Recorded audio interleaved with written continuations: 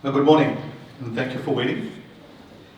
Hello, hi, namaskar to all. Thank you for joining today's very important session on green transition, synergies for impact and scale with the Nordic region.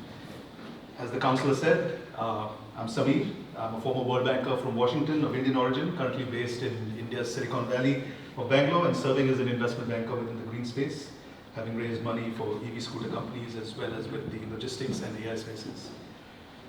To set the context for today, India is undergoing one of the world's most ambitious green transitions on the planet. Here are some key numbers and facts.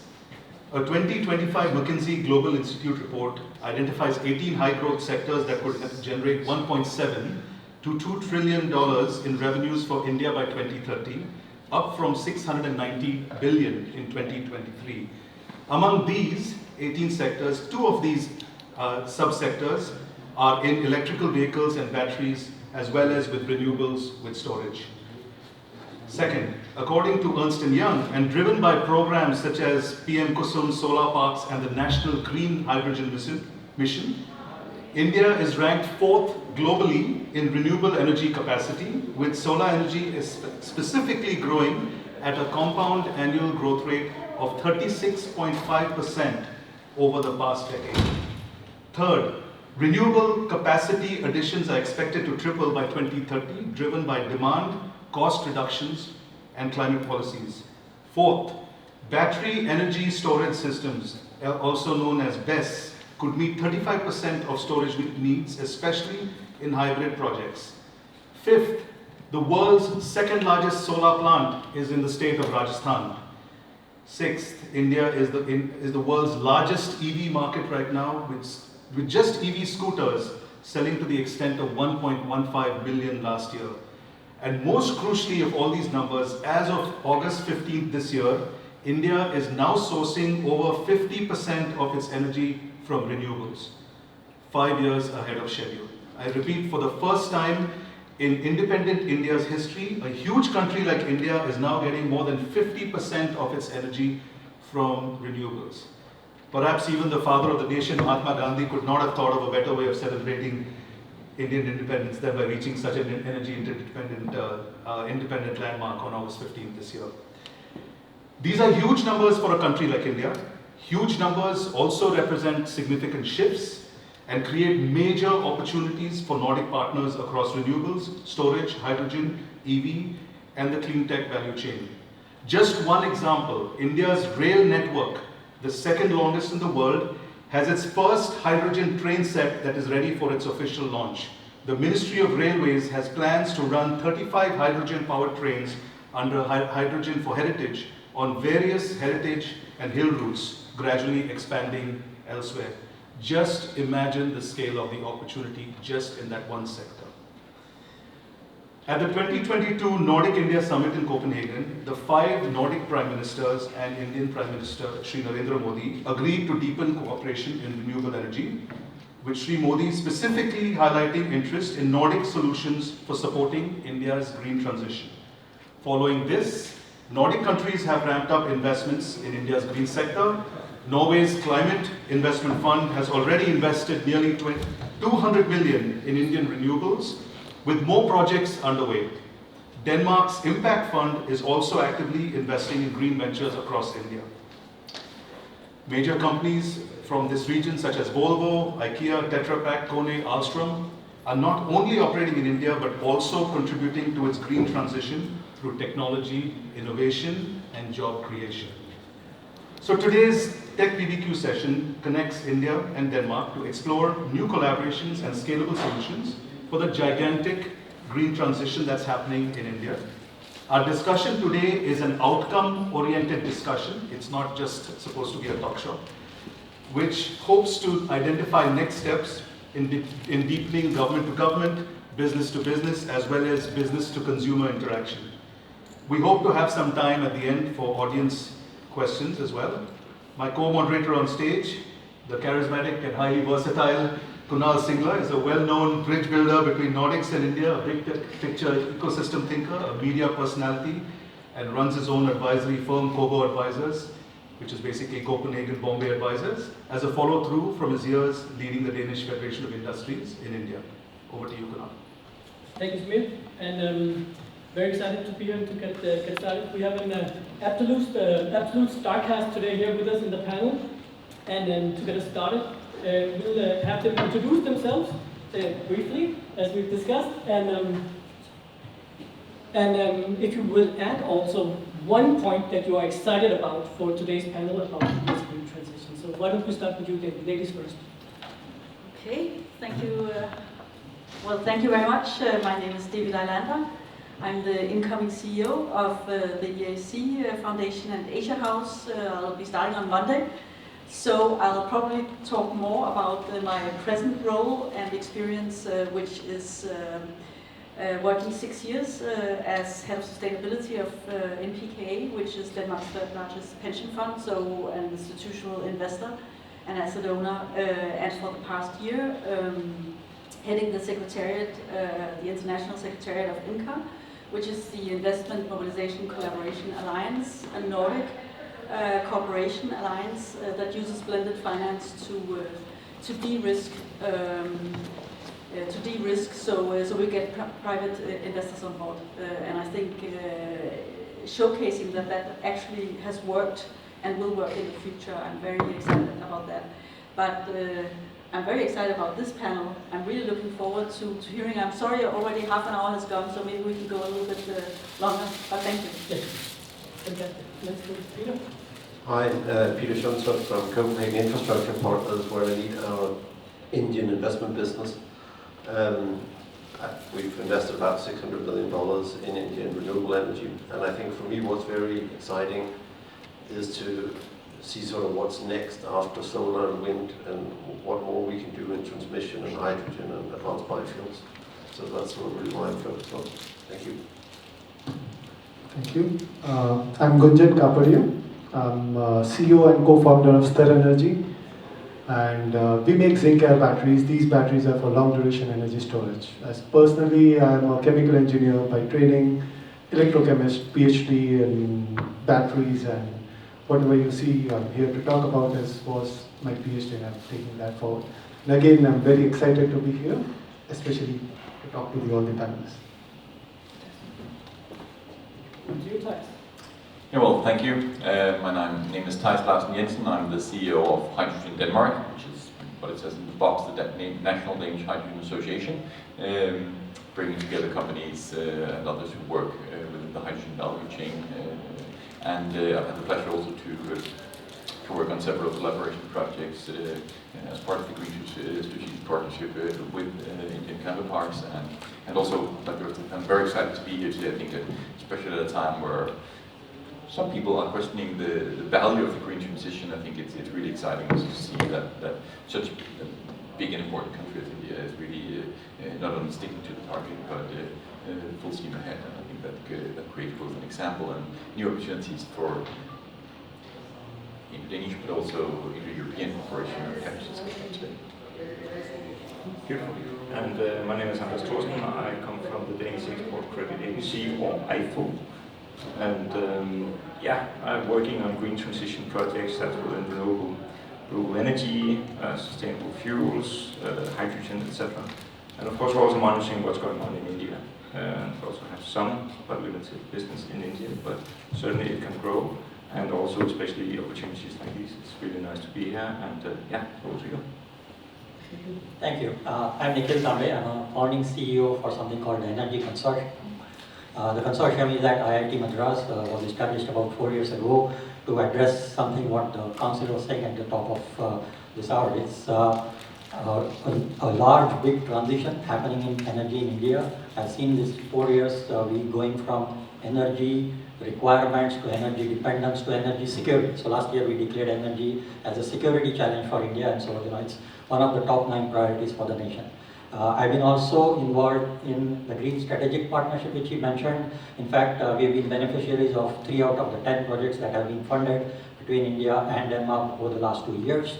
And we span, large section across energy, but predominantly working on 2 areas because it's energy transition. So how to get rid of a lot of carbon dioxide that's already out there. So CCUS is a large topic of interest to us. And the second is how to make our grids more available, more affordable, more accessible, less volatile, and that's where energy storage is one of the big areas that we work in. Looking forward to this, I want to also say my gratitude to the embassy, the ambassador, and everyone on the panel here, some of whom I have worked with in the past or interacted with in the past. So looking forward to this. Thank you so much. Thank you so much, and for being brief. Just like a football referee, I've brought here a yellow card and a red card. That is for the panelists, just in case you get too long, then I'll be monitoring. So I got my eyes on you. Over to you, Smith. Okay, let's get straight into it. First question goes to Nikhil. You work across industry, academia, and government to facilitate collaborative and innovation solutions for energy challenges. You are among India's foremost experts on energy. Where do you see the strongest entry opportunities in India's green energy transport, whether it's EVs, whether it's waste to energy for Nordic partners? And do you look at these partnerships as investments? Do you look at them as strategic partnerships? Do you look at them as technical collaborations? Also, what challenges should the Nordics expect, and what do you think would be the best way to mitigate them? It's a long question, but I think you can easily answer this. Yeah. And you have to hand me the card after each question. It's a good question, actually. It's a great question. I think it's a strategic partnership. I mean, I've been involved with the Danish Energy Agency as well as the Danish Mission in India over the last few years. We've done some wonderful work in identifying which are the areas of collaboration, exactly the way you pointed out. To us, we probably have only 3 strategic country partners, and Denmark is one of them in the energy sector that we operate in. So, I clearly see that we are interested in working anywhere where there could be strategic partnership. What that really means, therefore, is there are many common areas where we are working. And I see someone here who asked me anything about biochar. And if you are in India, we would like you to be there because there's a lot of people who want to know what to do with biochar, right? So waste to fuels is a large area of interest. So are electric vehicles. The only thing is even hydrogen. Each of these sectors is at a different confliction point. That's number one. So each is not, seeing the same kind of growth right now. Each may have a different potential. So that's something to bear on. Second is India as a market sees these areas differently than say Europe or Japan or US. What that means is we are very heavily focused on hard to abate and hard to electrify sectors. If we can decarbonize them first, we would be very happy with the approach that we are taking. So if we are using hydrogen in hard to abate sectors, that's a win-win from an Indian context. These are cement, these are refineries, that's where we want to use the hydrogen. You may see some cars, particularly in news, which are passenger cars running on hydrogen fuel cells, but I don't think they will trump the electric vehicle policy that's already in the country for the last few years, and we are trying to. You can write down the question. I think time at the end. But that's how I see it. So there's horses for races approach, and you need to be plugged into India very closely to understand what that really means, because we have multiple ministries with multiple mandates, and it may appear confusing, but there's a lot of harmony below the chaos if you can discover it. So that's what we are trying to really do. That's the goal of the Energy Consortium. And one thing that I would also add is we do recognize that the collaboration is not just within IIT. I mean, it's hard for us to even get different faculty members working with each other, and we call it a success in collaboration. But what we are trying to attempt is, can we get the best from different parts of the world and have them to work with us on decarbonization. So the consortium really has brought together currently about 12 industries, which, like I said, hard to abate, hard to electrify sector from North America, from Europe, the Middle East, and India, of course. And that's what we are trying to put together as a strategy and say, that's why Denmark is a strategic partner for us. So. Fantastic. Peter, question for you. You alluded to the $600 million you've invested in India. I think you mentioned wind and solar. But can you take us back? What was the journey like? What made you interested in India? And what were the first activities and investments that you had in India? And how did you overcome the challenges along the way? All right, I think you better put up that yellow card. I think going back about 5-6 years, we were very much on the fence about whether India would be a cornerstone in our sort of middle-income, high-growth market strategy. And what was very clear to us was that it was important to not get it wrong, right? Because that sort of means that coming back in becomes really, really difficult, and we see a lot of people who've gotten India wrong from the outside. And I think the key for it for us was that we stopped really thinking about India the way we think about Vietnam or Mexico or even China, because fundamentally we think it's the wrong way to think about India. India to us should really be compared to the EU. Right? The EU has 27 countries, India has 28 states and 8 union territories. India's regulation from Delhi much the same way that Europe has it from Brussels. You can go through similarities in terms of religion, in terms of culture, in terms of language, in terms of climate, and I think that very quickly becomes a very good framework for directionally thinking about the complexity. And it also means that when you come from 6,500 kilometers away, or whatever it is, you're going to go through a learning curve from being unconsciously incompetent to being consciously incompetent, and hopefully to having attained 5 years later a little bit of competence in what you do. And you need the right partners to do that, right? So for us, we chose to partner up with somebody who needed some of what we could bring in terms of global scale, in terms of large-scale project execution, but who had demonstrated sort of on-the-ground competences in some of the things they did. That has been a priceless learning experience for us. We've, in the next step, we've partnered up with somebody who can bring some of the sort of hard on-the-ground, sort of very local, right away with farmers expertise, because that's really difficult from far away. We built a team which is now 35 people on the ground in Mumbai. We've had a stepwise approach. That means today we're comfortable sort of in 5 or 6 of the renewable energy states undertaking projects on our own. We're not done building the team. And I think the next step for us really is to see what can we do outside of renewable energy, what can we do in some of the slightly frontier states such as AP and MP, and sort of really set the scene for doing not another 600 million over the next 5 years, but maybe doing 2 or 3 times that amount. So that's the journey, but I think it's really down to an appreciation of the complexity and stop thinking about India as a homogeneous, unitary country the way pretty much all of other middle-income micro countries are. Fantastic. Anders, question to you? Yeah. Representing IFO. IFO is actually a relatively new beast. You can say it's an amalgamation of a lot of different organizations that were formed into IFO. How has this process changed, or will it change going forward? The relatively small allocations you have to a country like India going forward that you alluded to earlier. Okay. So yeah, sure, it's a new creature in town and of course. So it's a mix of the traditional export credit agency that finances export from Denmark elsewhere. So that's still kind of the bulk of our business by far. And that means we like to finance stuff outside Denmark. It's wind farms, it's railroad construction in Africa, it's renewable diesel plants in the US or elsewhere. It's all kinds of things.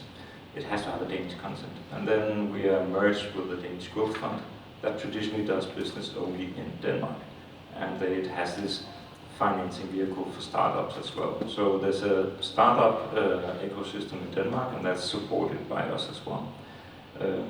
When you take that and look towards India, you can say that, well, the Growth Fund and this startup financing opportunities, that's kind of limited very much to Denmark. Doesn't mean that you can't identify partnerships with Indian startups and make a 1 + 1 greater than 2. So I think the networking capacity is there for sure. There's a curiosity, and I think there's even some from our team here on the ground floor today that you can go visit. So certainly there's an interest in connecting people, and I think actually to piggyback on what Peter just said, it's about local presence and also understanding whom to team up with that builds a better result. It's not done with a fast 5 days visit to Delhi and then hopefully business flows in or flows out. It's a very long push you need. Lastly, I can say that some from my team has spent quite a lot of time developing anaerobic digestion biogas projects in India, which is also part of the Modi strategy. I have a lot of competences in Denmark to build these stuff. Technology transfer can certainly take place, license agreements, etc. So I think there's certainly opportunities, but you need to know what you're getting involved in, and you need to understand the risk and figure out whom to really work together with. And yeah, I think that's my 5 cents. Right, next question goes to Gunjan. You've received funding from one of India's most difficult VCs to raise money from, Special Invest. As an investment banker who's worked in EV companies, 2 of the companies that I took to Special Invest got rejected, but you did something really special and you clearly got something great going there. Why is your product special? How is it relevant for Nordic wind operators, power producers, grid managers, or storage experts? Thanks for that. I just say I was lucky.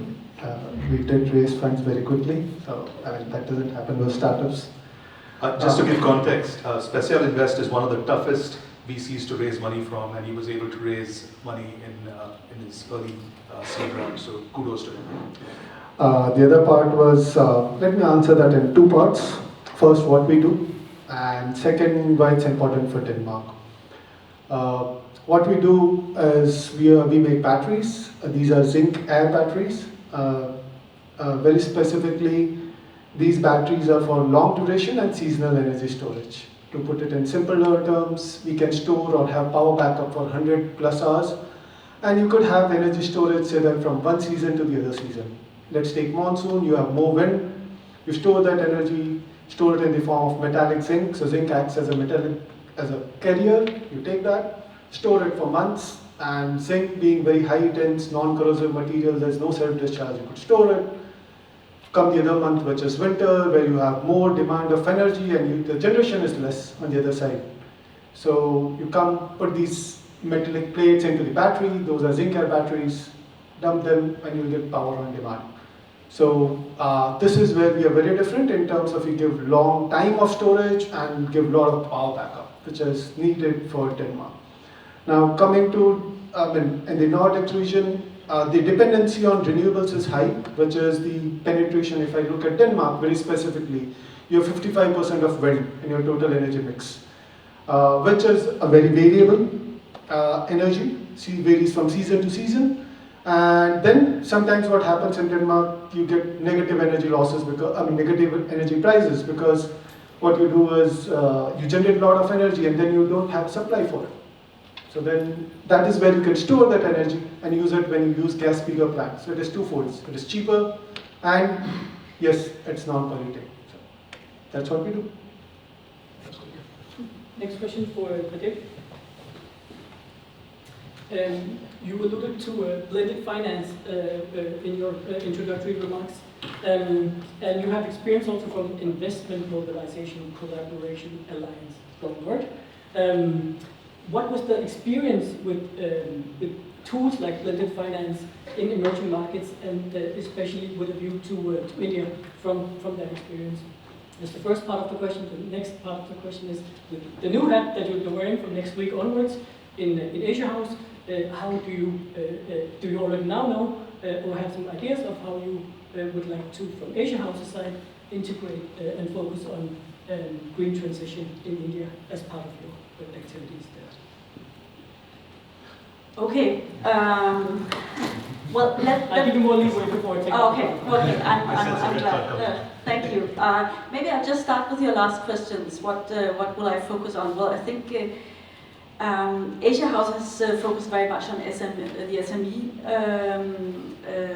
market in Denmark, and on why the reasons behind investments in India and other parts of the world, but of course Asia in particular, are not happening at that speed and scale as it should.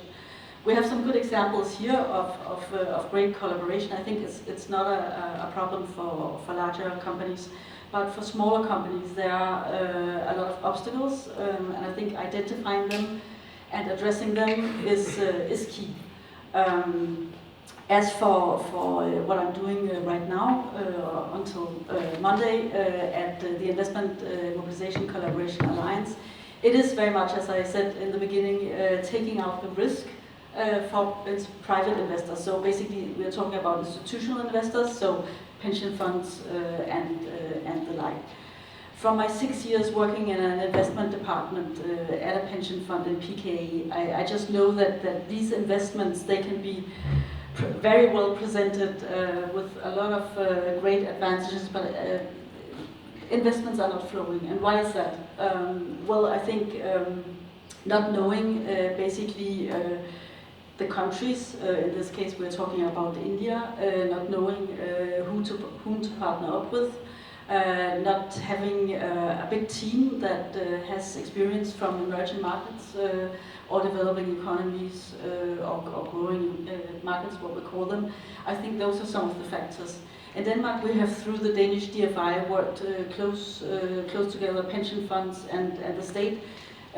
What is the Danish financial institution, IFU, Investeringsfonden for Udviklingsland. Yeah.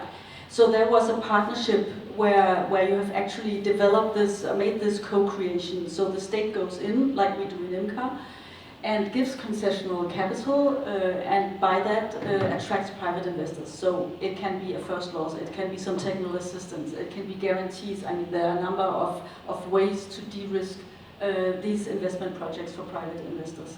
And I think that actually works, and that has worked very well in the Danish STG fund, the first one. Now the second fund was just launched. And this is basically also what IMCA tries to do, but do it on a global scale. Right now, we are Nordic Alliance, but we have observers like Canada and the UK, so more looking forward to joining. Not very well known, but we keep pushing the momentum. Having launched 3 windows and attracted so far not that many millions, $200 US, 200 million, but definitely pushing that forward. And launching a 4th window at the COP in Belém in November that has a focus on adaptation in Africa. And so every finance window, you could say, is thematic. And right now it's adaptation in Africa, but it could very well be mitigation in India or Asia. Okay, interesting. Next question for Thijs. Thijs, hydrogen as a industry and sector is sometimes referred to as being a little nascent. Is that a fair assessment, and especially in developing countries and emerging markets and so forth? Do you see good examples of hydrogen already being deployed in a way that's scalable in developing countries? Well, to take the first part, thank you. To take the first part of your question first, well, yes, it is. I mean, not that hydrogen as such as an industrial commodity and as an industrial gas, anything new. We've used that for decades. But hydrogen as a green energy carrier, as a part of an integrated energy system based on renewables, is something new. And it is something that we can add all sorts of cliches about paving the road while we're driving or whatever, but it is a new technology. It is at least in this function. It is in Europe. It is in the US. It's in India. It's in China. It's everywhere. So I don't know if there is as such as any bit. There's no best practice that is 10 years ahead of the rest of us.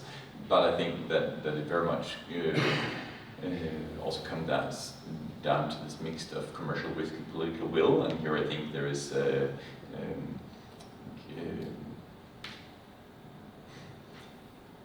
Europe started out well, but has perhaps not kept the pace very well. Whereas I think, actually, and not just because I'm sitting on this panel with an Indian, also with an Indian angle, I think India is really a prime example of not only catching up, but perhaps going ahead, leaping ahead. In which ways? What I think the Indian government's commitment to this issue and to keep on sort of the headlights and not look from sort of a very time frame narrow perspective, but to see this as part of a strategic endeavor to both as part of the energy system, but also as an opportunity to change some of the underlying even geopolitical aspirations that comes with the current supply system of fossil fuels, and perhaps reversing that actually and making India into a powerhouse in this regard. I think sometimes we, at least in Europe, has been looking at this too narrowly. So I think there's, I don't think every best practice originates in India, but I think there are a number of best practices which originate in India, as at least shown in the last few years. But it's a very positive development in contrast to some of the things we've seen elsewhere. Very encouraging.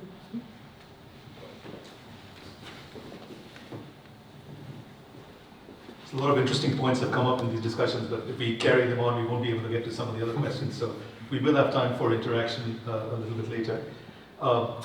Gunjan, Stir's zinc air storage offers 100 plus hour duration at 40 to 70% lower cost than lithium ion or gas peakers.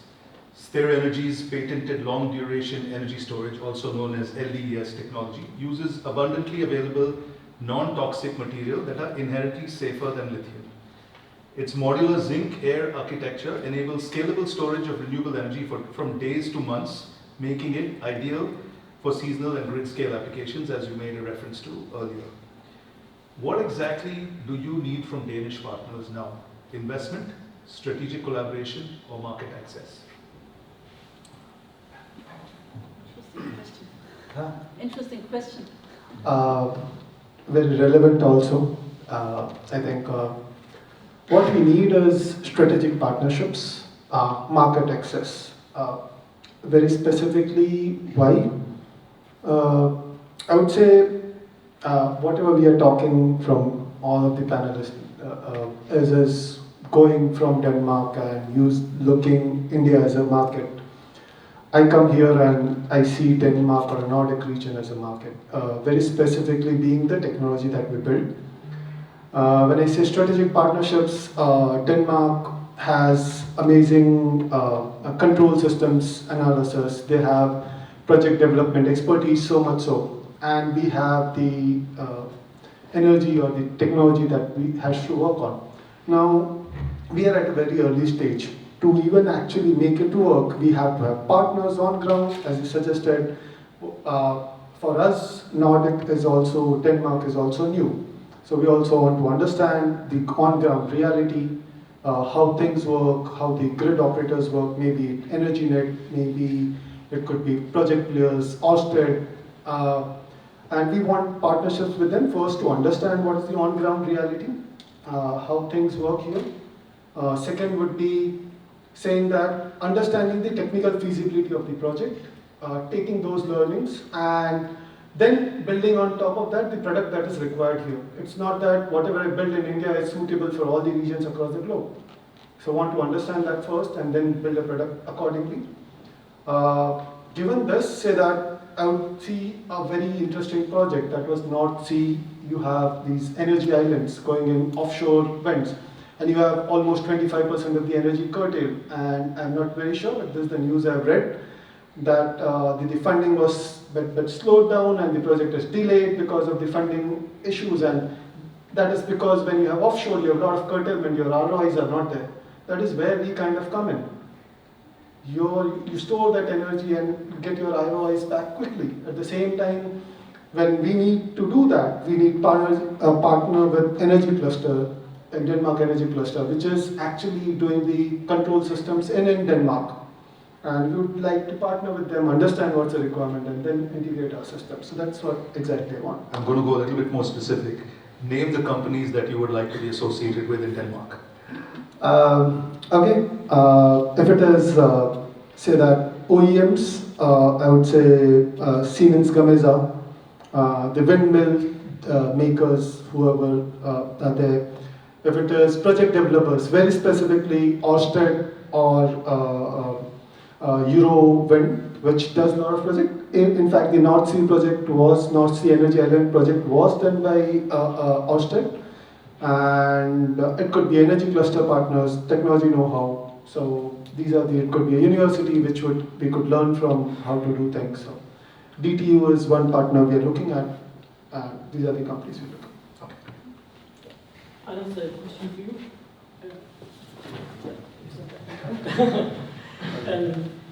Microphone logistics here.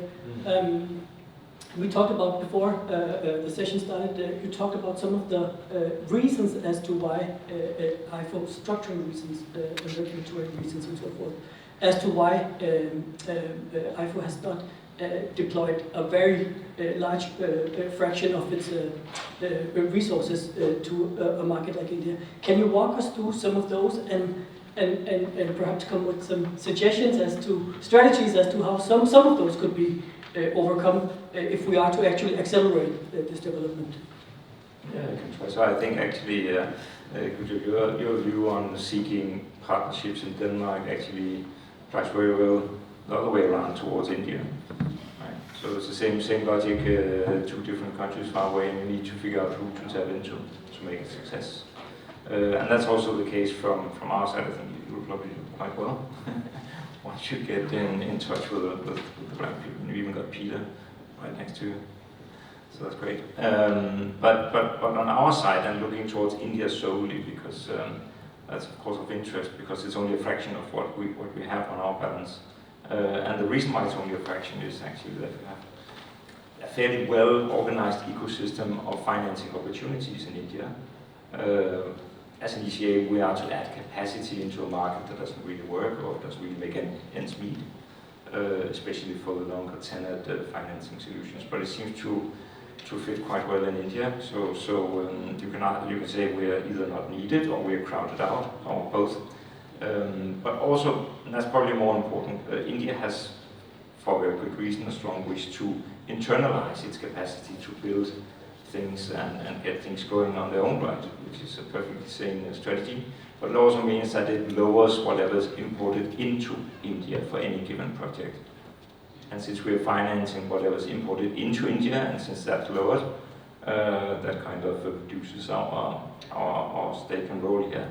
And then of course also there's need to consider that out of Denmark, some stuff will be of relevance, but we don't claim to be able to produce anything in the world. Yes, we have a stronghold in wind turbines, technology for hydrogen or renewable fuels or waste energy incineration plants, etc. But it's an effort of many countries working together. So where we see a relevance for us in India is of course working together with partnerships and take our fair share of the risk, but also working together with others that maybe takes it bigger. We've seen a lot of inflow to India from China. Can't really finance Chinese export, but if it's from Europe and Denmark, then sure we'd like to play a bigger role. Yeah. Okay, next question is for Peter. You manage CIP's growth market fund that includes the entire investment cycle of origination of transactions, reaching final investment decisions, term sheets, disbursements, managing investments until CIP's exit. What's been your overall India strategy and experience? I know you alluded to it a little bit, but maybe you can go a little bit more. Are you looking at syndication? Are you looking at structured finance? Are you looking at co-investors? Who are your India partners, co-investors you work with or you want to work with? And lastly, just a small add-on, from whatever you heard from Nikhil initially, as well as Gunjan, where do you think CIP can best support India's transition? All right, let me start with the last part, which is probably directly to Gunjan, which is we invented the energy island concept. Come speak to me. It's not Austrian, but that's fine. In terms of our investment strategy in India, it's very much making sure that we only take and get paid for the risk that we are the best at pricing, right? So India in renewable energy. Sorry, what was that? You're the best at pricing. Where you have the best information to price that risk, that's the risk we want to take. And we want to work with partners for everything where we cannot convince ourselves that we will be the best at pricing any given risk. That's actually fundamental to a CIP across the globe. But it means in an Indian context that we will never be the best at pricing EPC risk in India, right? That there are other people who are just infinitely better at that than we are.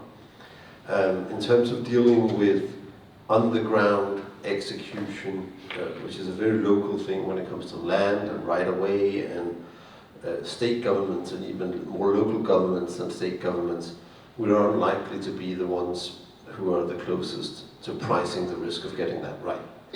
So our investment strategy really is focused around, at all points in time, making sure that we have the organization that's capable of assessing pricing and eventually dealing with the risk if it materializes, to the extent it's a risk we own. And that's really what has driven our initial approach with a partner that had a very large share of the execution, to now having a team in place that can do much more of it. And you'll probably see the same if we go into hydrogen in India. We would do that with people who know how to manage a lot of that. If we do waste to energy, you'd see the same. If we were to do transmission, which is one of the things we're looking at, we would need a partner who actually knows how you get the land and how you get access to construct the power line over hundreds of kilometers across very difficult terrain at times. And that's where I think sort of our strategy in terms of investment really comes through. And we don't syndicate for the sake of syndicating investments. We use project finance both as a tool to drive returns, but actually more importantly to match the funding currency with the currency that's being required, because we invest dollars, and if you have INR financing, that takes away a part of the currency risk. Other than that, partners are where they bring sort of very specific competences that take away risk. I think that's it. Did I cover your question sort of fairly? I have a follow-up, Peter. So you talk a lot about partnerships in various forms. So could you, in a little dramatic way, call it a superpower, that you also have the ability to actually find the right kind of partners and actually form those partnerships? Yeah, maybe. I think I'll probably more focus on sort of the way you structure the partnerships, right? Renewable energy and the energy transition in India is like trying to drink from a fire hose. And if you try to drink from a fire hose, there is a good chance you drown. And there's a lot of people who are looking for the cheapest, dumbest capital out there, right? So that's a lot of the water that comes out of that fire hose. And it's very much in terms of how do you structure the partnership so the interests are aligned. So if it's heads, we win, both of us, and if it's tails, we both lose. And never get into a situation where it's heads, we both win, tails, I lose, right? Then that's probably where the superpower is. And that I think we've been very, very good at, both in India and elsewhere. And then also facing the risks such that, sure, we've taken development risks in India and elsewhere, where we have started something with a partner, and it's proven out that it doesn't go very far. That's something which is great, but you can stomach it if it's a few $100,000 or maybe $1 or $2 million you lose on that, then maybe that's the risk you can bear. But you can't be $50 million into it, right? Then you have something that destroys the return of your entire fund. And I think sort of viewing the facing of the risk and the structuring of the partnership is probably, I think, more important than necessarily locating the partner.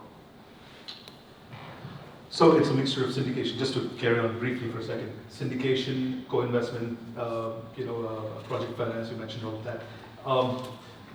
And you also actually indirectly answered one of the follow-up questions about hydrogen, saying that you could consider hydrogen as well, as an investment going forward. Just a very specific question. CIP's fifth flagship fund has raised, I think it's $12 billion. And you're aiming for about $100 billion by 2030. This fund focuses on greenfield investments in renewable energy infrastructure across various regions, including North America, Western Europe, and Asia Pacific. How can Indian renewables specifically access these funds? And now I'm asking you to wear a slightly different hat and put it from the point of view of... That's very simple. India cannot access the flagship fund because the flagship fund is limited to Western Europe, North America, and 6 markets in Asia, of which India is not. But our growth markets fund, which is where I sit, and we're currently fundraising our second fund, which is a target size of $3 billion, that's what India can access. India can also access our energy transition fund, which is hydrogen focused, our advanced biofuels fund, which is focused on waste to essentially biogas, and eventually maybe there may be credit opportunities funds. And what I would say about hydrogen, if you'll allow me very briefly, is we're looking at hydrogen. I think we probably don't quite share the view from the TISAs about the policy. We think the policy has one major flaw, which is that it expires in 2030.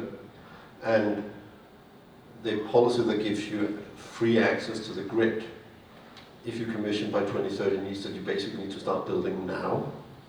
It's probably going to be extended, but you can't rely on it because it will get extended very close to 2030. And it's a policy that's unsustainable. Is it Danish policy or No, it's European Indian policy. It's unsustainable because free access to the grid, somebody's got to pay, right? And eventually, at large scale, it won't be the Indian taxpayer. I'm pretty sure about that. So we probably take a slightly different view on that. But hydrogen to us is also, right, the majority of the capital is not the electrolyzers. The majority of the capital is power generation. And in an Indian context, grid. Right? So we see that hydrogen is really about also generating the electrons and transmitting them from solar in Rajasthan and wind in Karnataka to some port where you have electrolyzers. Right? So anyway, that's the quick hydrogen. We're looking at that, but we haven't found the right thing yet. Okay, a question for Nikhil here. That's fine, that's fine, go ahead.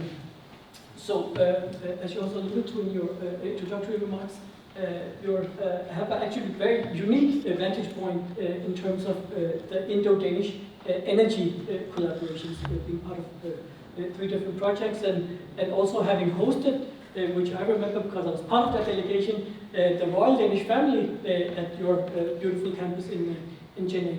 I wanted to ask you a little bit of a helicopter level question. What are the major opportunities, broadly speaking, that you see to accelerate and evolve this green energy partnership between these 2 countries? If you had a blank slate, what would you fill it in with? See, I think 3 areas I would pick. I'll start from wind, and it's not necessarily offshore wind, but onshore wind.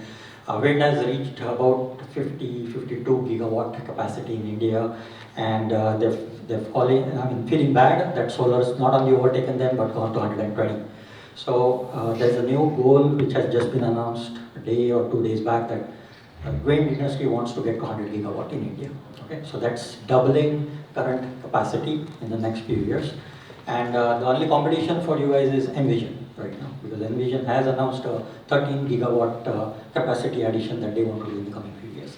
But wind's going to grow, which is really good news. Onshore wind is a well understood industry in India.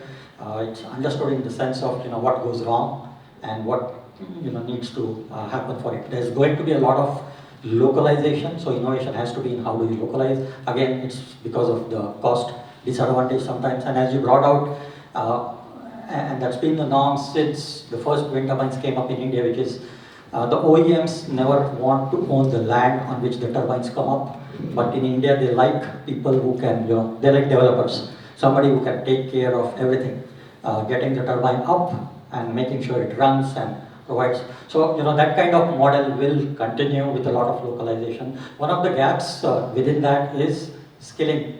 So do we have that level of workforce?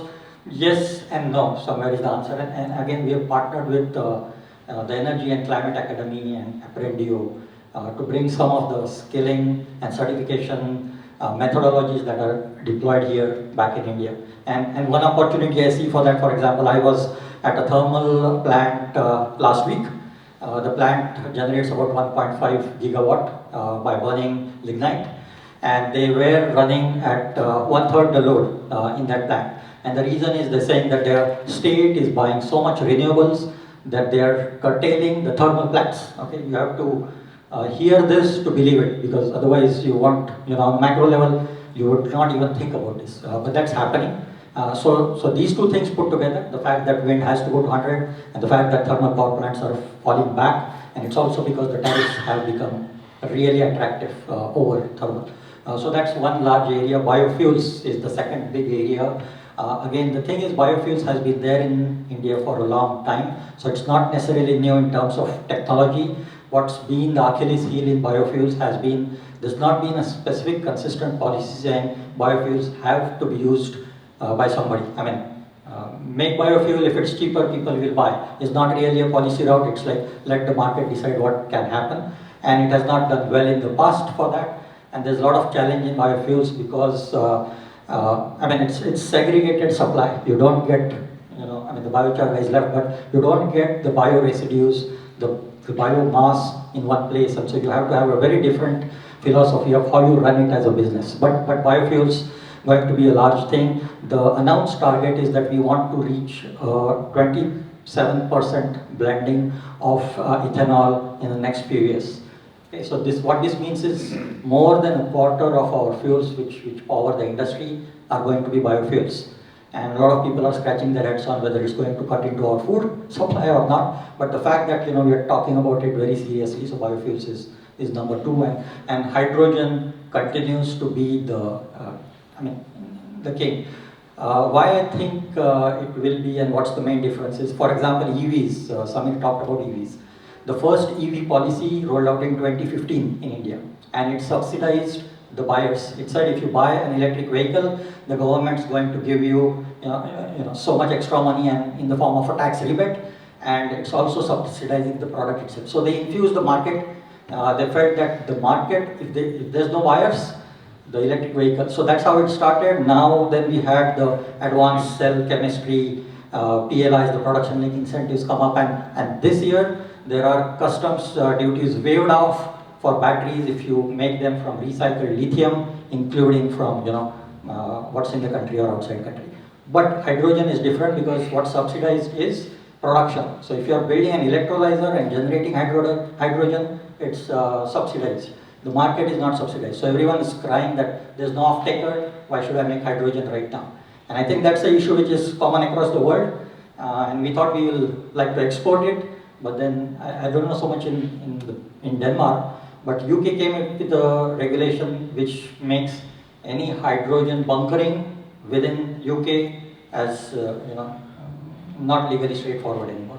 So we can't send hydrogen which is generated in India across, which was felt to be one of them. So these kind of things keep happening, but that's the third, and I'm glad that I didn't see any of the card, but I was not looking at him, so. We haven't used any cards yet. The discussion is very interesting. Just to stick with you, there is a question for Debbie right after. Just sticking to wind energy in Denmark, just to give you an idea of a big project here. It's called the Greater Changhua Offshore One Wind Farm. It's actually sponsored by Danish entities. It's off Taiwan's west coast, which showcases Danish strengths in wind and financing. And it's developed by Ørsted. I know that's a competitor of CIP, so sorry to bring that up. It is backed by IFO and also by Denmark's Green Future Fund, and it's worth about 3.4 billion Danish kroner. Is there anything comparable that India has, or can India have? I know you and I discussed wind separately when you were back in India, but is there something that you can see which might be of interest to Danish entities, maybe something that Peter might be interested in? Well, we spent a lot of efforts, and my friend Joseph is here, in trying to understand the offshore wind industry in India, and it has not panned out. Okay, so that's the underlying right now. That was expected to be a large sector, and also expected that it will grow very slowly, but the fact that it will grow. But it's not panned out, it's tested. Everybody's patience, obviously investor patience, but kind of everybody's patience. But that's why I kind of made a note of the 100 gigawatt as a national target for onshore wind that has come up, and what that means is let's do more of what we already know how to do, and that's going to be, I mean any renewable energy that gets added to India is right now important because we are grasping to reach the 500 gigawatt goal. We are, I think, 230 or 250 gigawatts, 500 by 2030, so far to go, and I think solar and wind are the two areas which are going to make this happen for us. So in terms of, I don't have a number in terms of $1 billion, but I think Peter's, I traveled on the road where Peter has a large project in India. This probably has a better ear to the ground. Go ahead, Peter. Okay, just on offshore wind and similar things in India, right? Our founding partners came from what was then Dong Energy and is now Ørsted, so we've got lots and lots and lots of colleagues who've been there, so it's a firm we actually hold in quite high regard, and they are competitors. We nonetheless are producing power from offshore wind in the US, in Taiwan, and in South Korea. I don't think there is anybody out there other than us who have 3 flags on the map outside Europe. We've looked at India since 2018. We've come to the conclusion we do not understand why it's required, and we certainly have no clue who would ever pay for it in terms of offshore wind. It's that simple. There is no wind resource that mirrors what you, for instance, have in Taiwan. In offshore, even at that spot at the southern tip of Tamil Nadu. It's not that good. It's good, it's not that good. And remember, the difference between 9 meters per 10 meters per second scales to the power of 3. So that's a huge difference, even if it sort of looks like it's 10% more, scales to the power of 3. Huge, huge difference. And the thing is, right, I really couldn't care less. And I'm coming from somebody who has the only person, to my knowledge, that has 3 flags in the map outside of Europe. I really couldn't care less whether my power is delivered from a solar cell and a battery or an offshore wind turbine. I clearly don't care. Would I pay 20% more for it from coming from an offshore wind turbine? No, no thanks. Please, no, I do not. So I don't get, to me, the only reason to pursue this in India is political vanity, right? So ending. We must have one of those. It makes no sense. It's that simple. Sorry, and I've been saying this at every level of government I've been able to meet and trying to get somebody to convince me otherwise, and somehow 2 weeks ago the tender was cancelled. Anyway. Thank you for those very candid comments. I think you have a question for Derek. Yeah, but actually, I suggest regarding when we have time, so let's go to their questions. Okay, you want to just focus on this? Okay, so in the interest of time, which is already way over, we will skip to the questions for the panelists that they can ask each other. And there we start with Debbie again, ladies first. You suggest, you have a free hand to choose who you ask. Wow. Okay, where should I go? No, I have a question to you. Mikkel, what do you think Denmark has to offer India? And what are our strengths in your view? And where can we work together to make the green transition actually happen? See, traditionally the answer has been technology. That's what we can learn from, like wind being one of the large examples. But some of these technology areas have transitioned to a place where it's more about project finance and where in the world can we source the cheapest thing from to really make it economically viable. I think the partnership now in the green transition is also leaning more towards green fuels. Hydrogen is clearly one of those green fuels. There's a large interest in India on the shipping and the coastal areas side. It's not necessarily just hydrogen limitation. We've been talking with Mars for methanol, for example. So that's the area that comes in, and like I said, biofuels. Again, we are thinking, how can we produce that kind of fuel in India? And is it going to be cheap? And is it going to draw from the same grid? Again, which, I'm talking about 500 gigawatt, and I'm also at the same time spewing new use cases for that same green energy, which may not make it viable once again. So we have to be prudent and where we go with this. But looks like green fuels is one of the topics that's going to be discussed a lot. The other area is sustainable infrastructure, and we spent some time last September. Generally, the islands, I came to know about it at that time, but it's more and more of our infrastructure is on the coastal parts of India. It's not necessarily offshore wind, but we have a lot of refineries, we have a lot of other things that are coming up, and the goal is not just to think of SDG 7, which is clean and affordable energy, but also to start thinking about the other sustainable development goals which we are perhaps adversely impacting, including the marine ecosystem and things like that. So, there's one guy here from Albaug, but we've talked to Albaug last year. They've got some projects which government funded, which focus also on how to make infrastructure which is sustainable, not only an energy point of view, but so that's one area where I feel that when we think of multiple SDGs and how they work together, that's an area of opportunity for India, and particularly the Energy Consortium is kind of doubling down on this. And then there are many other areas, I mean, like high voltage DC cables running under ocean floors is maybe a pet project right now, but looks like, you know, that's drawing some interest. So we are tracking these kind of things. Nikhil, why don't you ask your question? Who would you like to ask the question? All right, so, all right, who do I pick? Not Gunjan, not Gunjan. I know. So, see, I mean, one of the things that we are discussing, or we basically came up with when we planned to be here, was what Gunjan said, to look at the Nordics as a market. And what that, I mean, this is, by the way, a conversation that we had even with Ambassador Manish when we met him last September, and said, how do we do that? And for us, what's growing in India is startups. So there are a lot of startups. So I'm not only talking of traditional companies trying to come here and do business. I think they know enough to do that. But startups, which we are also trying to incubate in India. How do you see the startups from India could benefit or become mutual beneficial partners from a Danish point of view? It's kind of an open question. I mean, anyone who can think of it that way can advise us on what we should do. But that was my question. Anas, will you take that? Yeah, I can give it a shot. Well, I think, seen from our side, I think what startups need is, of course, the growth and stability of investors and the co-creation of knowledge. But that doesn't bring them the business. They need to prove their case, and we prove that it's also something that lives when they need to make a sale of equipment, technology, batteries, etc. So it's a long road to get there.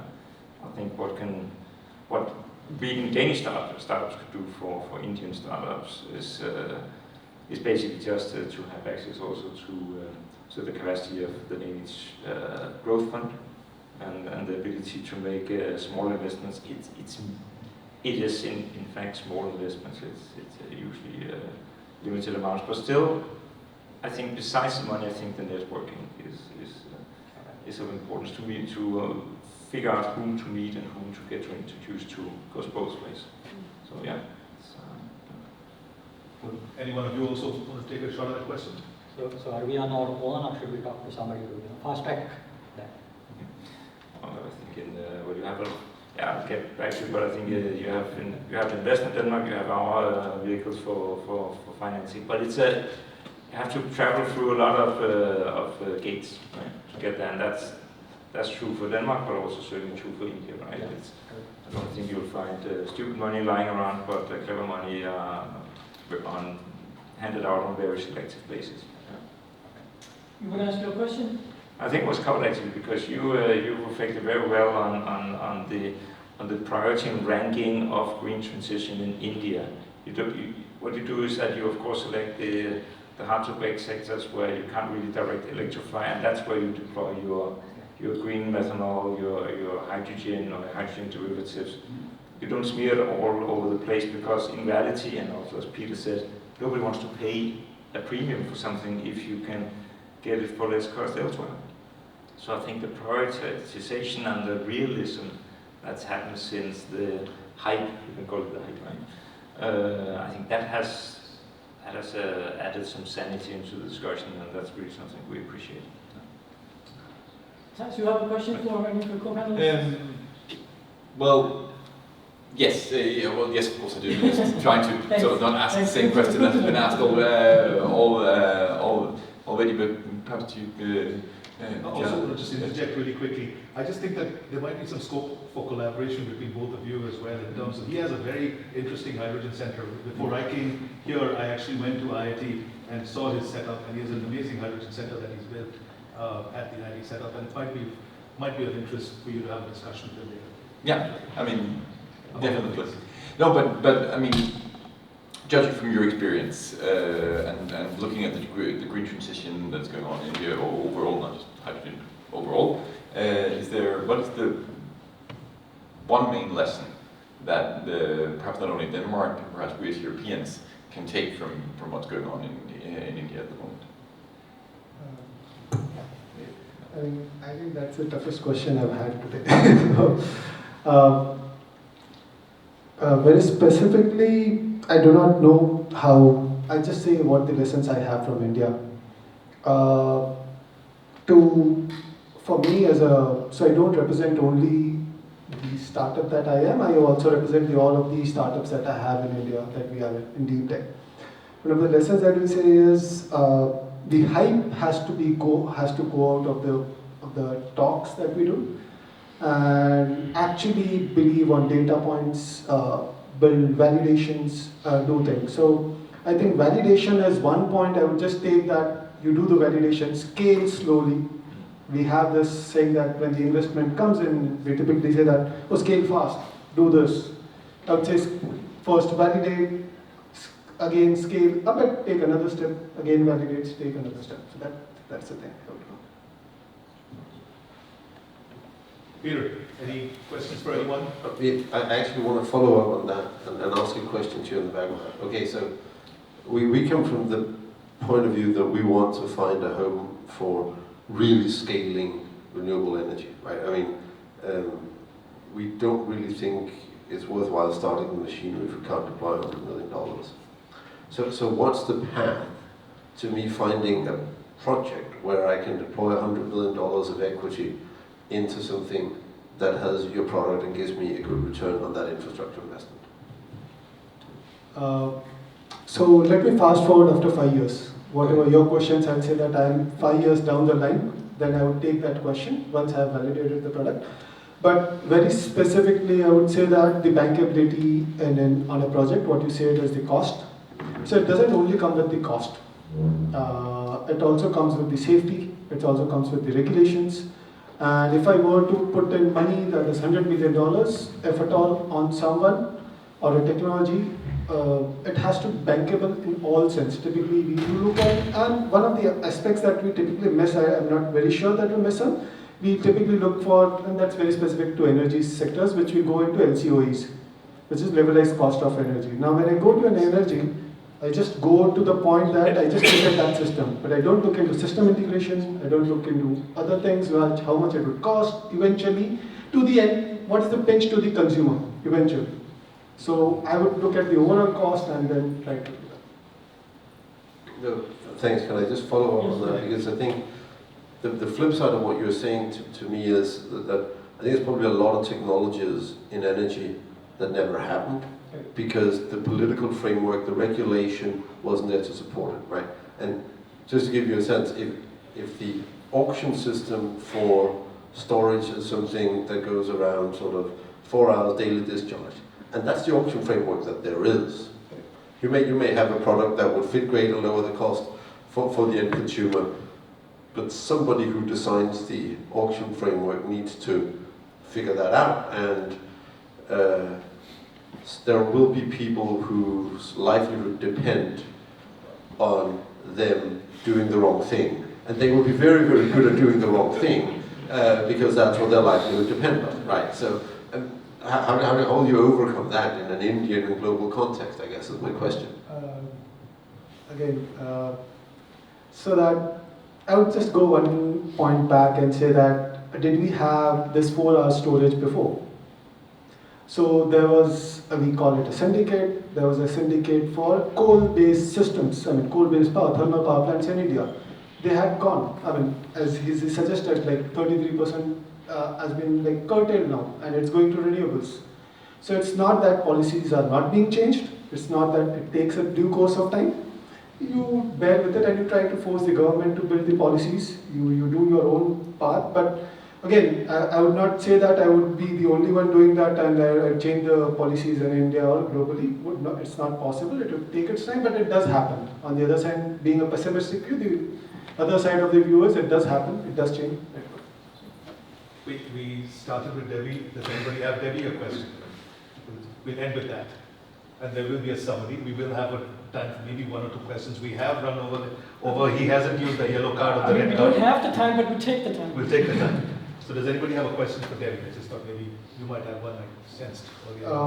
Yeah, so I just was asking her that when you say an Asia house, so this is I am the only technologist on the panel. I feel that in a way. I mean, Nikhil now he's changed hats.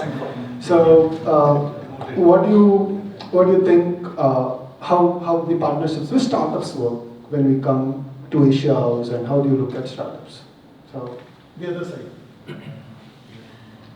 Well, I think Asia House, I don't know how many here have been and visited, but quite a beautiful building.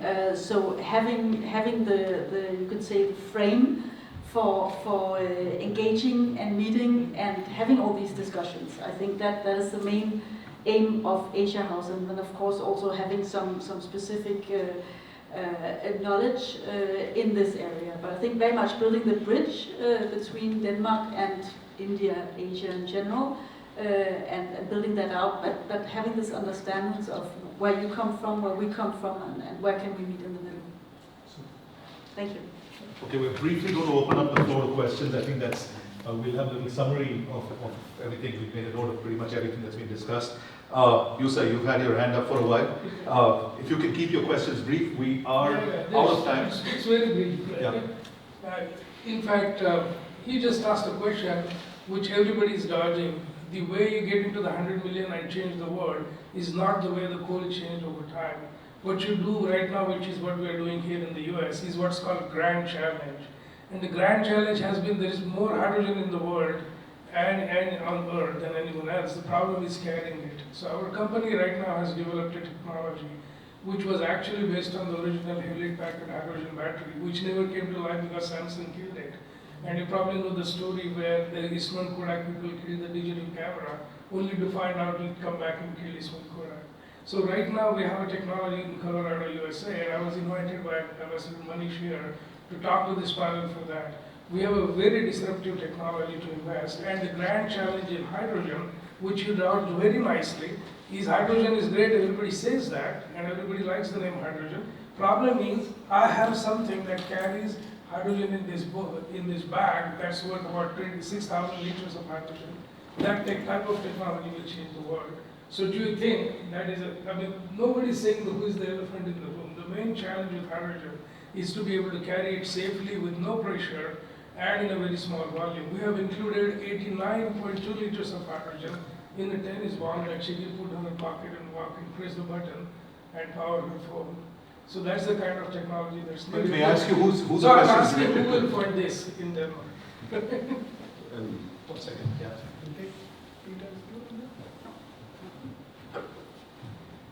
Just moderating it a little bit, we would fund the project where it's used, right? That's what we do. We don't fund technology companies. We don't fund equipment manufacturers. That there are other people out there who do that, and I don't think I'm the right person to recommend who they may or may not be. But we would certainly, once that's proven, once you can get the guarantees around it, once we know that it lasts for whatever the design life is, and all of that, right, then we would take our LP's hard-earned money and we would deploy hundreds of millions of dollars into the projects where the project is being used. And we're infrastructure investors, we're not product manufacturing investors. So, and that's why my question is, I think your product is interesting. That sounds interesting. Now, the question about hydrogen is that you need to get from power to hydrogen and back again, and that's a good application in a lot of things, but there's also a lot of areas where that doesn't make sense. So what's the application? I think from our perspective, hydrogen makes sense. I think the hyperbole has gone out of it to some extent, and I think that's healthy because of the path to net zero. You need to get quite far down that road before a lot of hydrogen use really is the next logical step to take. Eventually we'll get there, but if the path to zero is not net zero by 2050, but by 2070, which may be the path we're on, hey, maybe it's 20 years further out that hydrogen becomes the big thing. Really? That might be the case, right? So we would invest in the good projects where your product is used, not in making it. I think we're basically essentially out of time unless anybody else has a quick question, but I don't think so. Oh, you do have a quick question. It's really quick.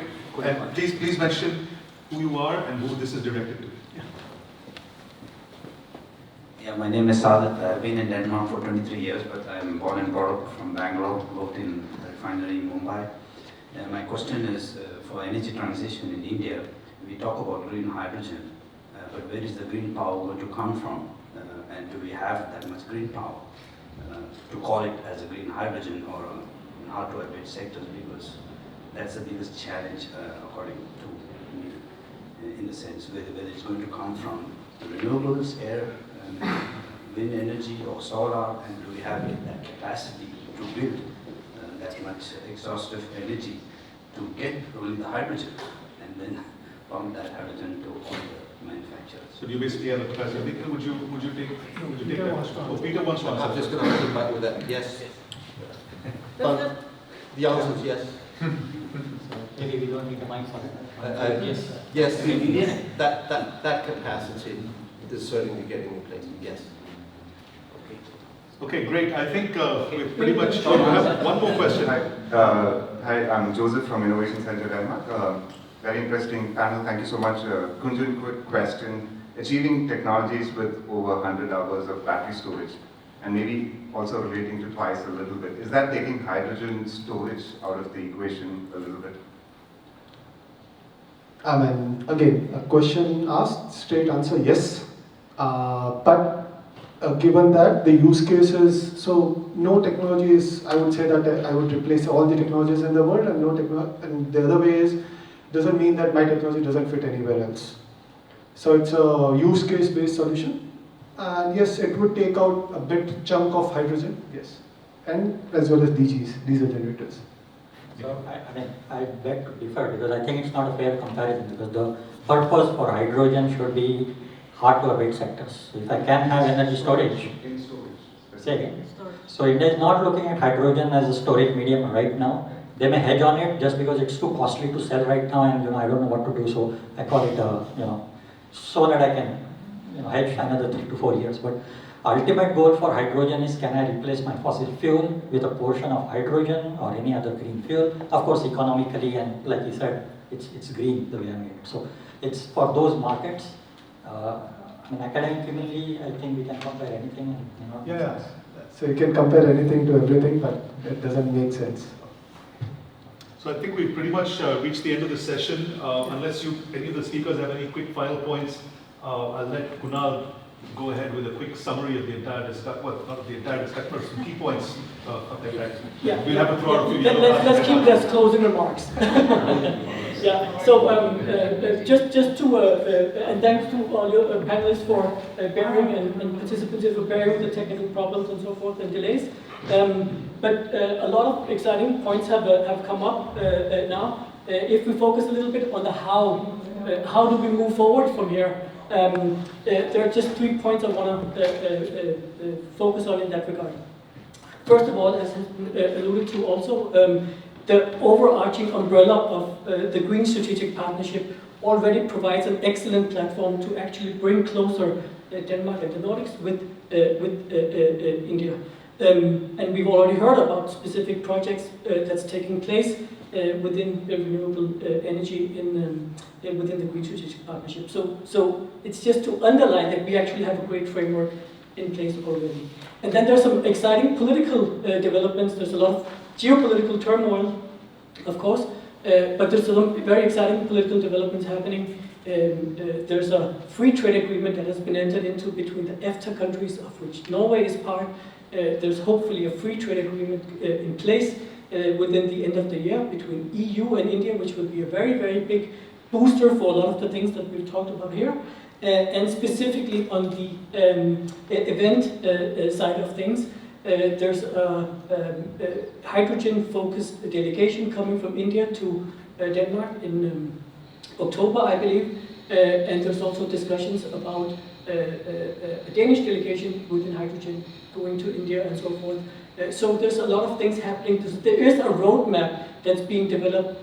So we're not only driving the car, building the car while we're driving, we're also paving the road while we're driving. But there's an exciting roadmap ahead, and we look forward to work with all of you to make this potential come alive. Thank you so much.